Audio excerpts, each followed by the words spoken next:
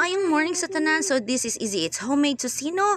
How to cook properly. So mao syempre magbutang taog kalha nga limpyo atong i-on to kuan kanang basta i-on nato siya o na ay tapad nga nilungag. So mao na siya niuga na siya, niinit na siya. So ayan nato init na gyud.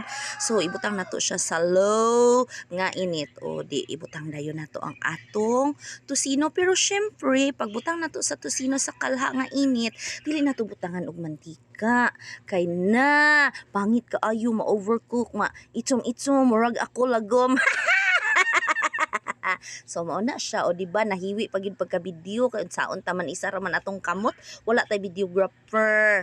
So mao na siya i-mix mix kibali igisa na to siya sa iyang kaugalingon mantika mga ka easy eaters. So mao na siya o diva kana pero dayon o di ba mura na siya naluto mga eaters o kana siya o diva dili sad nato siya butangan og water o gibutangan na nato siya mantika. So mo to dili nato siya butangan og water, ipagisar nato siya sa iyang kaugalingon mantika, ipaluto nato siya sa iyang kaugalingon mantika o dayon kato dayong murag naluto na siya sa iyang kaugalingon mantika, ayan nato butangan iog mantika gyud.